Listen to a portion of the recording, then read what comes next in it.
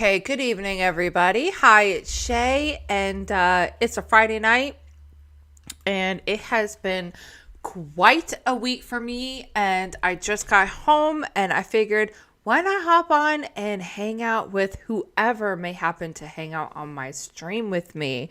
Hello, hi, hello. My name is Shay. I am a recovered drug addict. I was clean from drugs as of October 10th of 2016. So I have a little over 6 years clean from drugs. And it's Friday night. And I've busted my butt all week at work. Y'all have no idea how much life can really get in the way. I really thought that life on drugs and having to figure out a way to get my drugs every day, hustle up some money, find the dope guy, find the guy that had the best dope, that entire lifestyle, I thought that was stressful. Having a real adult life where you have to deal with life on life's terms, it's a whole other level of stress, y'all. Let me just tell you. So I'm going to de-stress and I'm going to hang out with whoever comes on the stream, because I know that if you do, you understand what I'm going through. And again, if I talk into the abyss, I talk into the abyss, and I'm okay with that, because eventually one of these videos is going to reach the person that needs to hear it. Okay, so I've had quite a week at work. I had quite a day. I'm going to vent a little bit. Let's vent. Let's vent, everybody. You know what I mean? You guys are going to be my therapy. Has anybody else, and please comment below or type in the chat if you watch this eventually while I'm still live. Please let me know. Does anybody else deal with the struggle of balancing responsibilities? That is what I'm struggling with today. Balancing my responsibilities. I have a family life, I have a work life, I have a church life.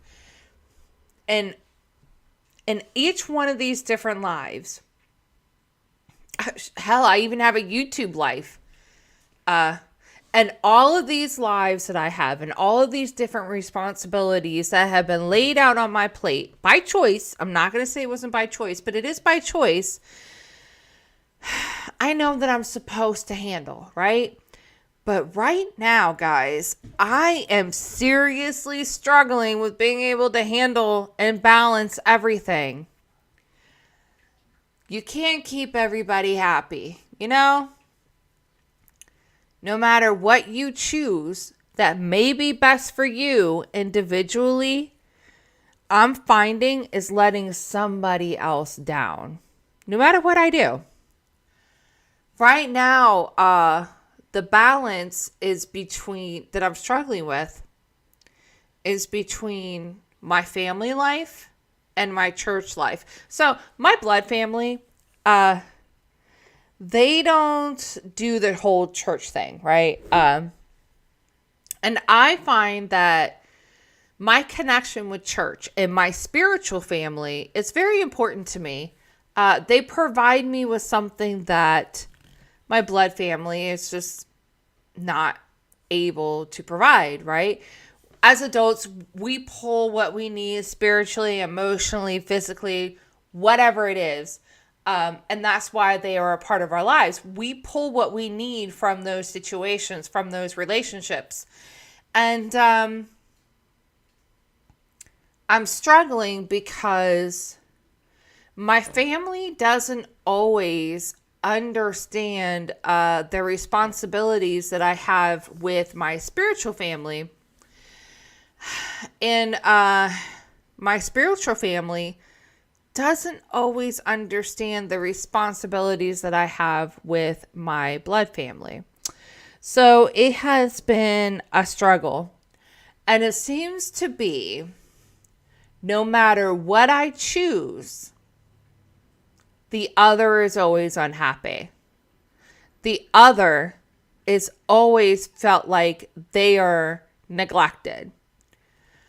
And I think there's a lack of understanding between the two, honestly. And I'm struggling today. So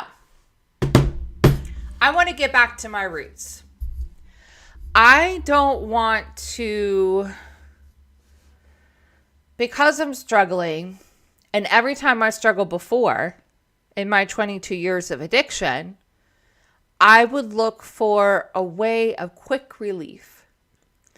And usually my very quick relief would be reaching out for a bag of dope, right? Heroin, God bless her. I had quite a relationship with heroin. She was a fickle bitch, let me tell you. She perked me up. She made me euphoric. I would have done anything for her euphoria.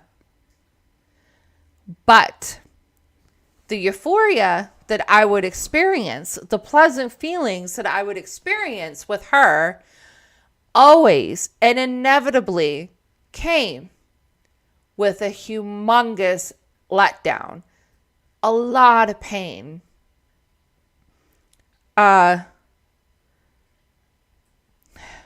She stole a lot from my life.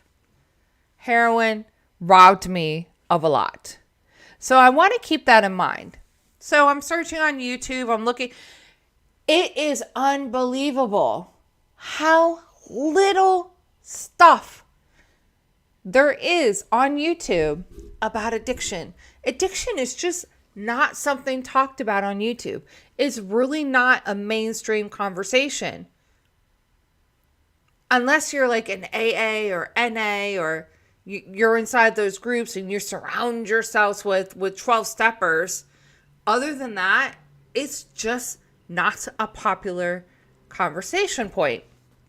So with that being said, I am amazed that I have as many people subscribe to my channel as there is. You know, in the matter of a few years that I've been doing this, it still floors me that I think I have 141 subscribers as of today. What? There is only 141 people out in the world that have access to YouTube that have an interest in the topic of addiction.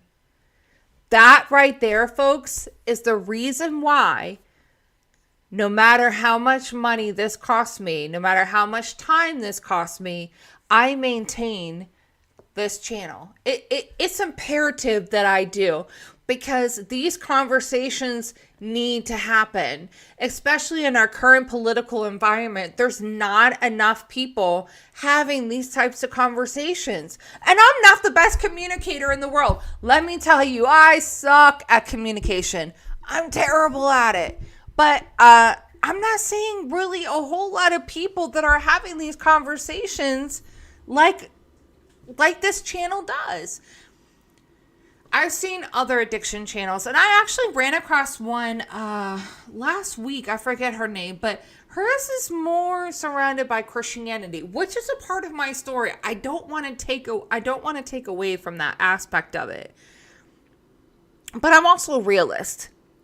And I understand that when you start bringing religion into the conversation, some people immediately are turned off just because you use the word God and Christianity, right? Now, there are moments, there are times that I'm going to embrace it because it's just a part of me. It's just a part of who I am. It's a part of why I have the recovery days that I have now. And I put God first. By the grace of God, I strive to put God first in everything that I do, right? But I want to be able to expand the conversation and have conversation around addiction in ways that is not so God focused, because I don't want to turn the initial person off just because they hear the word God or Christianity. And I know that happens because I used to be one, right? As soon as I heard church, Christianity, God, peace out, bye, I don't want to hear it. Where was your God when this trauma happened or that trauma happened? Or where was your God when I was going through withdrawal? Why would your God allow me to be addicted? The whole rigmarole I've been through. So I get it, right? I get it. So as I was saying earlier, again, not a great communicator, but I went looking on YouTube for videos on addiction.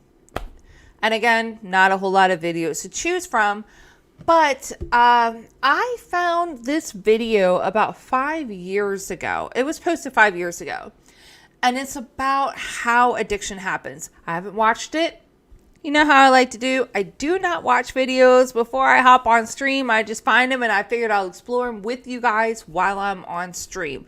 So let's look at this video that has to do with how addiction happens. And let's see what they have to talk about.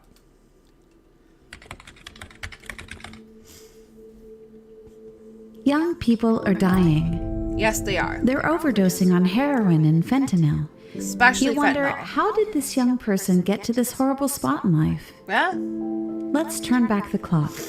Go back in time to younger days to understand how addiction starts, to understand how to prevent it from happening.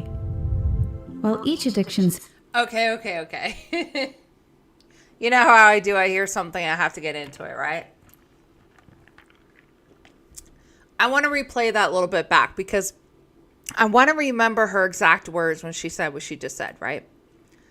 Oh no, what happened? The downtown east side of Vancouver, British No, Columbia. I've already watched this video. Apparently I can't control a stream. Oh, give me 1 second. I lost it. To say that I have... All right, Dr. Gaber, we've had enough of you. Okay. Here we are. Y'all see, I struggle. What can I say? I struggle.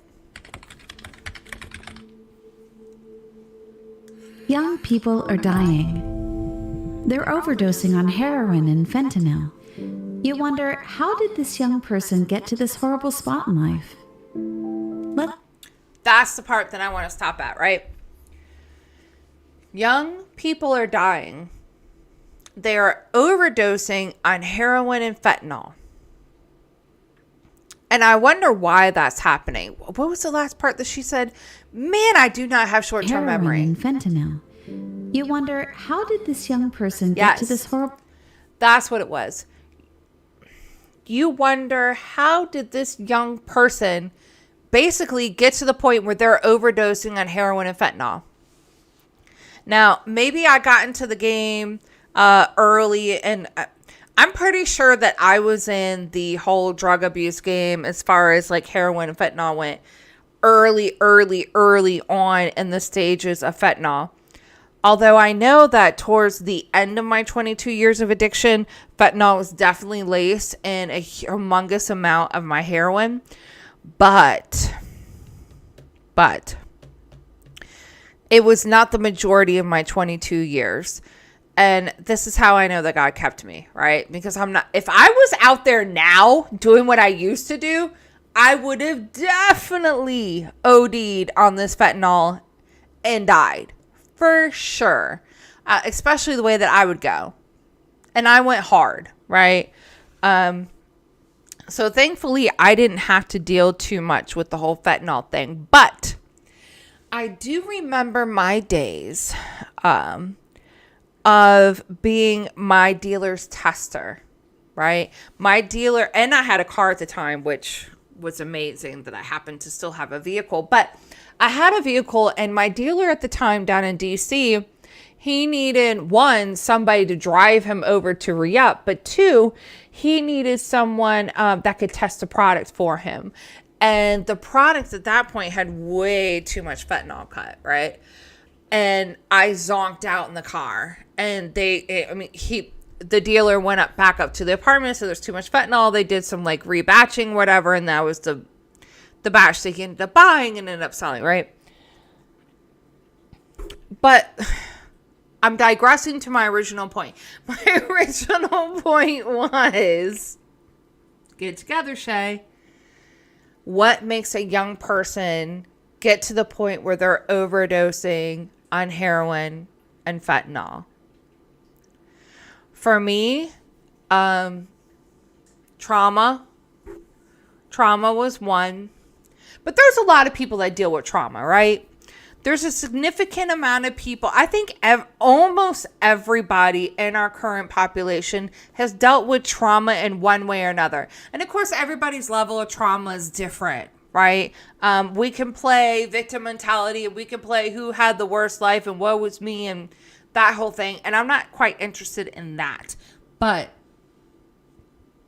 trauma plays out differently for every individual in the world.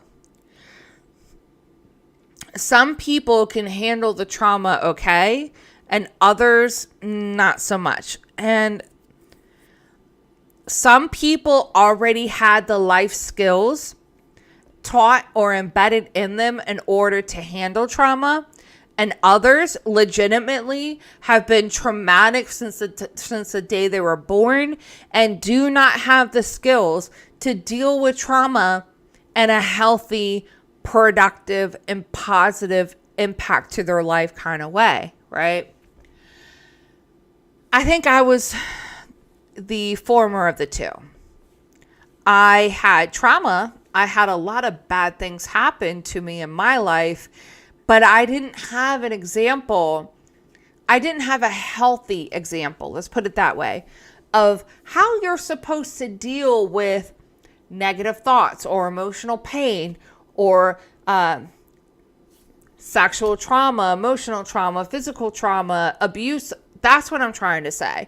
There was nobody that was showing me the healthy way of how to handle those types of situations, how to avoid being a part of those situations. So that reason right there is why I don't believe that addiction is a choice. I also don't believe addiction is a disease, like in any way, shape, or form. I'm not diseased at all. There is nothing physically wrong with me, right? And I was addicted for 22 years.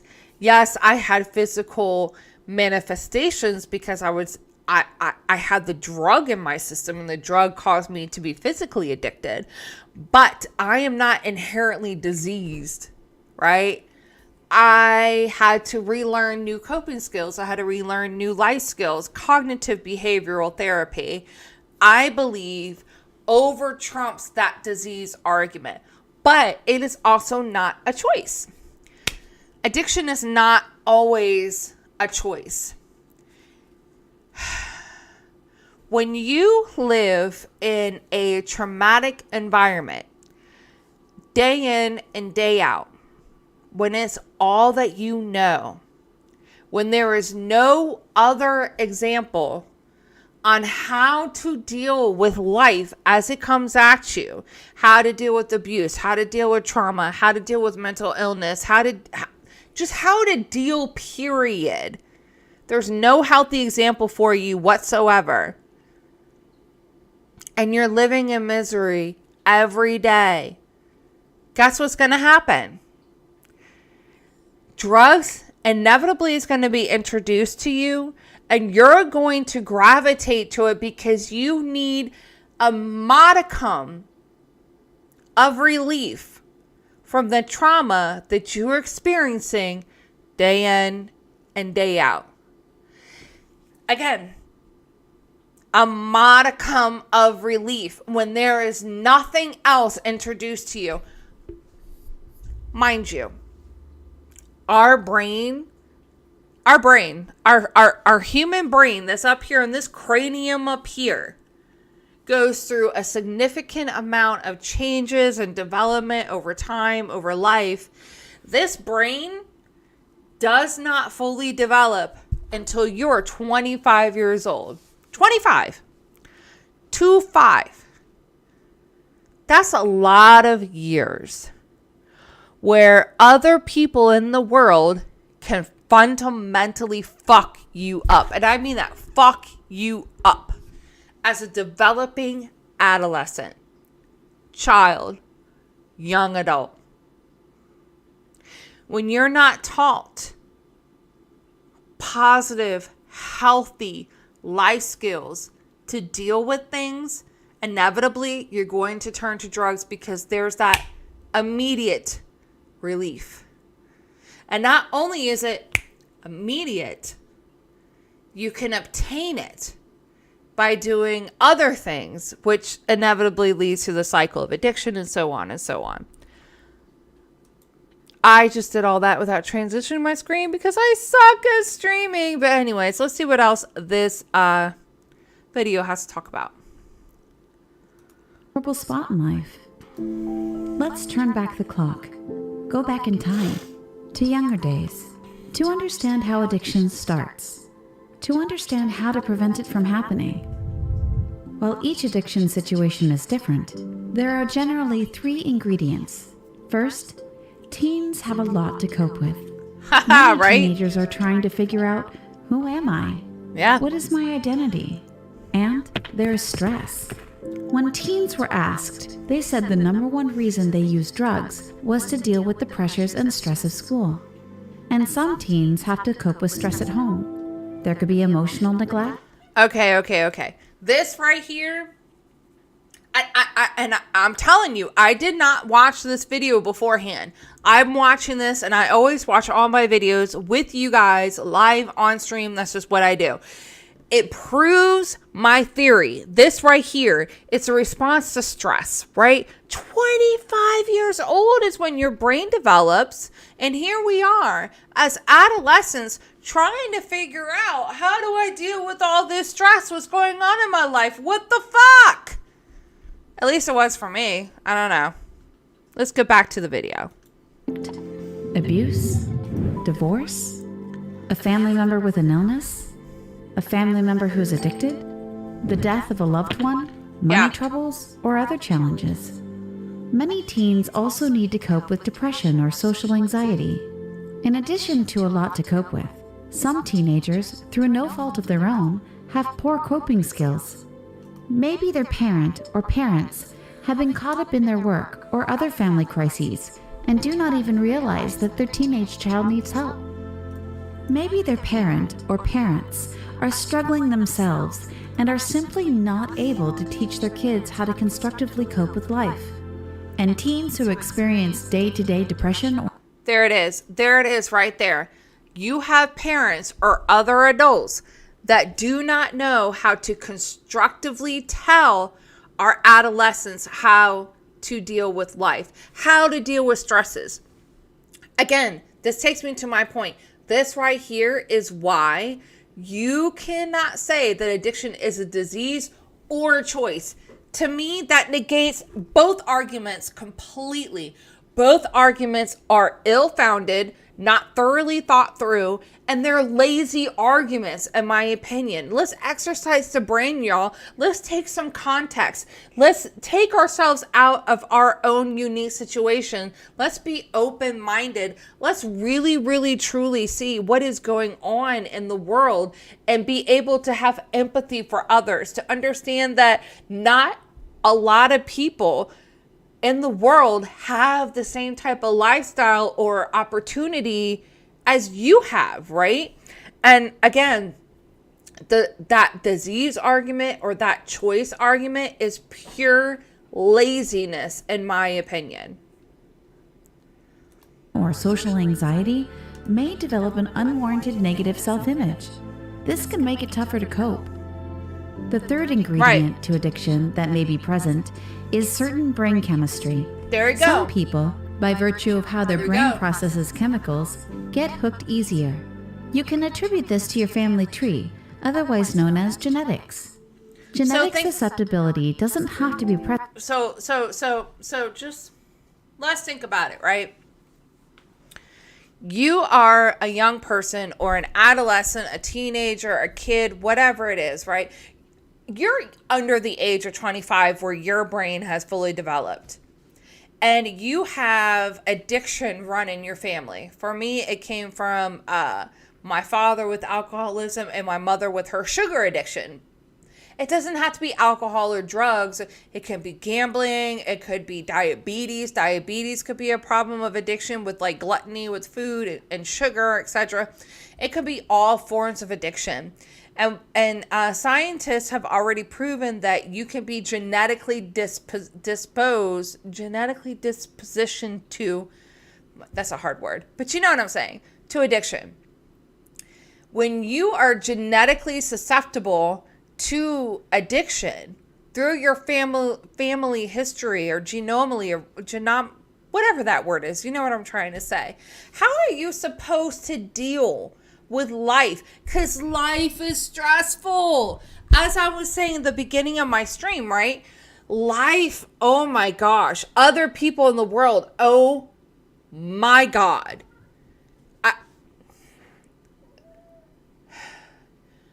There are times when I seriously think to myself, when I have conversations with other people, did your mom drop you in your head?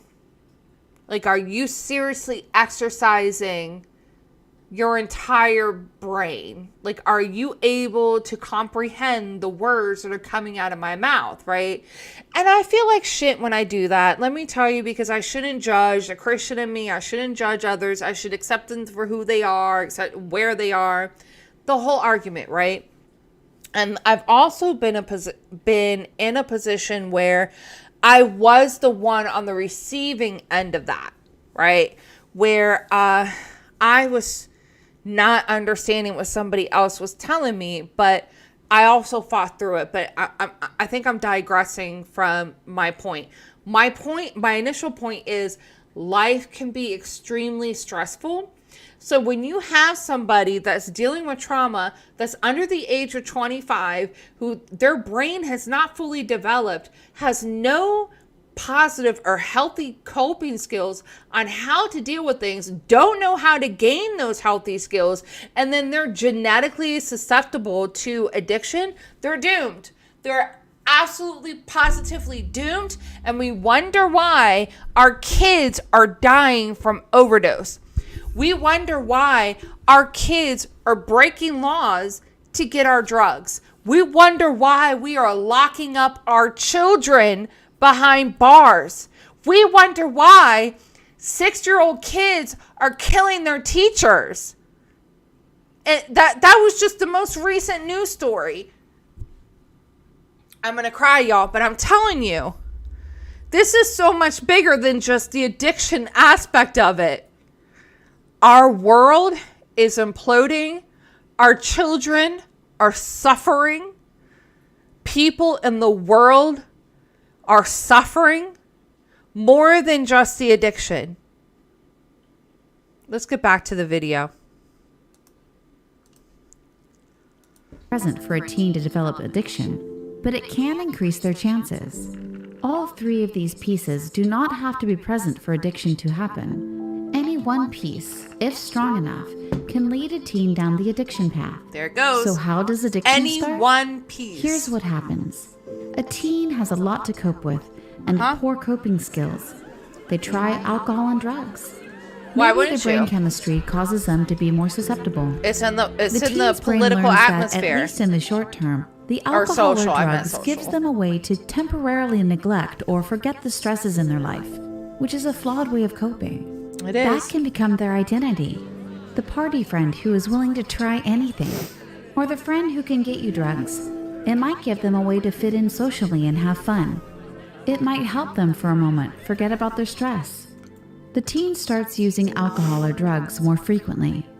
This is where things come apart. Repeated use does three things.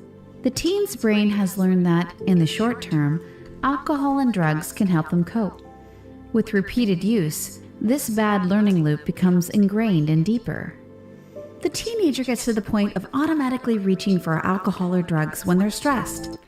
Okay, see, that right there, this diagram right here, I feel like exactly explains my particular situation. And I cannot be alone. There's got to be others out there that have the same experience, right? They have trauma in their lives. They're trying to figure out how to handle, how to deal, what they're supposed to do. The social norm within their age group is to party, drink, smoke weed, etc., etc.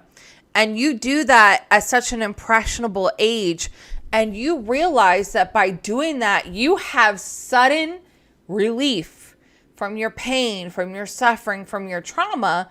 No wonder why you're going to reach out for more, because that's all you know.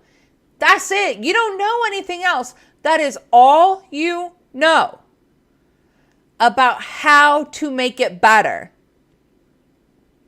And then when you're that young and that's all you know how to make it better, and you grow in life and you suddenly get to like your first rock bottom, and I like to call it your first rock bottom because you have several rock bottoms in my opinion based on like where you're at in life, right? At least for me. For me, it happened that way. I had several rock bottoms, and every rock bottom was way worse than the one prior. But I digress. You get to the point where you hit your first rock bottom and you go to your first rehab, and you finally start to kind of see, okay, life doesn't have to be this way. And you finally start to kind of see that, okay, there are normal people out there, and they do deal with things differently. But those people, at least for me, this is how it went, right? Those people, oh, they're just normies. Those people are not happy. Those people, they live a boring life. There's nothing exciting. They're still dealing with X, Y, and Z. Nothing going on with them that I particularly want. So I'm going to keep doing what I already know works. Although my mode of escape is hurting me in the long run, that doesn't matter. What matters is I know how to get some relief. So let's finish up this video and see what else I have to say. Without even thinking about it. With repeated use, the chemicals in alcohol and drugs also change the brain, making the teenager even less self-aware of how they're going off the rails. And repeated use makes life situations worse, which just increases stress and feeds into the negative loop. Yep. Without a change, this path ends in addiction, jail, or death. 1 out of 10 adults struggle with addiction. Addiction leads to broken families, broken promises, and broken hearts, and currently an increasing number of deaths. So how do we prevent this from happening? How do we prevent addiction? And I think that's the ongoing debate, right? So this video helped prove, at least for me, my beliefs. And most of these videos that I watched, I'm not just talking about this one. Most videos, most scientific lectures, literature that I've read, in my own past experience, I've came to the same conclusion. And this is the conclusion that we've been talking about this entire stream. But how are we supposed to prevent it? The way that our current social and political environment is, especially in the Western world, I'm going to keep it real. I can do everything that I can to keep talking into the abyss. Like right now, there's no viewers. There's been no viewers on my stream, right? And I'll keep talking to this camera, and I'll keep talking to the abyss. And anybody that watches this video later, hopefully I reach them. But as many times as I do this, I'm barely, marginally making a dent in the overall aspect of how addiction affects people.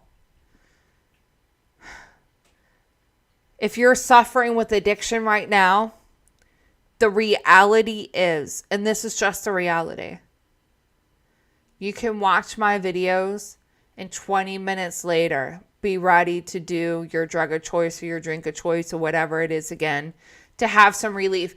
And the reason being is because when you're alone at night and you have to face yourself in the mirror, that's when all those skills that you're learning or trying to pick up on matters the most. When you have to face yourself, when you have to face your demons, when you really have to face all the bullshit you've been through in your life, all the bad, terrible things that you've done to other people, and you have to face the shame, the guilt, the trauma, the neglect that happened to you and that you put on others during your cycle of addiction, guess what? 9 times out of 10, you're just going to continue the addiction cycle because you want to feel better. Nobody wants to face it. Nobody wants to face head on their bullshit. Let's just keep it real. They really don't. It's hard. You know, we have a saying at my church, right? Stop your stuff. And as one of my girlfriends in church that says, there's no time for the dumb stuff. It's easier said than done. It's really good, I'm butchering the word, but it's a good slogan. Just stop your stuff. And believe it or not, it really is that simple. Just stop your stuff. Stop your bullshit, guys. Easier said than done. Not a lot of people can face all their shit throughout their lifetime. It takes a certain type of person to be able to face it, deal with it, overcome it, and manage life on life's terms. It's a lot. It's a lot. It takes a certain amount of strength to be able to do that. But it can happen. I don't want to take away that little thread of hope here because it can happen. But I also don't want to lie. It is a lot of work. And it truly is work. It's work. And it takes strength. It takes resilience. It takes know-how. It takes a community of others that are around you in order to help you overcome. And that's a lot of the reason why I have a church. I have a spiritual family outside of my blood family. Well, my blood family that I choose to still interact with. Trust me, there's a majority of them I have nothing to do with. But the few healthy-ish members of my blood family, they're really great people and they mean well, but they do not know about addiction. They do not know about having a broken, contrite spirit that needs healing and empathy and understanding. That type of relationship is invaluable. And I believe, for me, it's a part of how we prevent addiction. So I'm curious to see what this video says about how do we prevent addiction. Here's how. First, a message for parents. Spend concentrated one-on-one time with your kids, particularly when they get into middle school and all through high school and college. Truly listen to them with love and without judgment. Understand what they are coping with. Help them get through. If you need help, talk to an experienced professional. Do not wait. Act now. And remember, your child could simply be experimenting and have a brain more susceptible to alcohol and drugs. It could be that simple and scary. Or your child could be going through something that you're not fully aware of. There is inevitably a lot going through their head. Yes, there is. When you get in a car accident in the wintertime, the accident doesn't happen when you hit the telephone pole. It happens 200 feet before that when you start skidding on the ice. Yes. Your child may be skidding right now, and neither they nor you even recognize it. Act now. Do not assume they can self-correct. They need an established support system. Established support system. Listen to them. and help them immediately. Now, a message for teenagers. You are not alone. You're not alone. It may feel that way. Who else could be going through this or having these thoughts? A lot of but people. Whatever you're experiencing, many others have experienced this too. Many and others. they've come out happy on the other end. Do not take on the identity of... Okay, so this kind of reminds me of a slogan that I say in the end towards the end of some of my videos. I can't even say the majority, and I'm trying to incorporate it more as I get a grasp of how I'm going to start and end videos, right? And that saying goes, you are not alone. You are a warrior. You are, how do I say this? Oh man, I'm butchering it right now, but you get what I'm saying. Watch any of my videos. Please watch my videos. And towards the end, I tell you that you are not alone, right? That you are a warrior, that you can overcome anything, and that there is hope. And as much as I was like a Debbie Downer before, like 5 minutes before, there really is hope. You really can overcome. But there's going to be a lot of work. There's a lot of strength involved in order to overcome it, especially when you are a teenager like this individual who has the brain chemistry that is susceptible to alcohol and drug addiction, and you have all these other traumatic things that are stacking up against you in life. Life is not fucking fair. I'm sorry, but that's just the reality. Life is not fucking fair. Bottom line. And the more that we can get used to that understanding, and the more that we can get out of that victimhood and that victim mentality, we can be able to deal with the unfairness that life is inevitably going to feed us. All right, let's watch the end of this video. The party friend. It will kill you. It will kill you. You can find an identity without drug and alcohol dependency. Your true identity. A better identity. Finally, be open to receiving help from your family, a friend, or from a professional, wherever it comes from. When your body has an illness, you see a doctor. When your body has an injury, you see a physical therapist. But what about your brain? When you're on a bad path, a therapist can help you get on the positive one. The therapist can help you step back, gain perspective, and develop strong coping skills, no matter what life throws your way. Like a personal trainer for the brain. Aww. Getting help is a strength. It is a strength. It's not a weakness. You deserve to be truly happy. You deserve to be comfortable with your own thoughts. You can be. And this is where I wholeheartedly agree with them. We all deserve to be happy. We all deserve to have peace and peace of mind and all of those other things. We deserve it. We all work way too hard in life to not have this. But in order to be happy and in order to have peace, we have to do the next right thing. We have to stop our stuff, people. Just stop it. Find other people that are going to help you stop your shenanigans.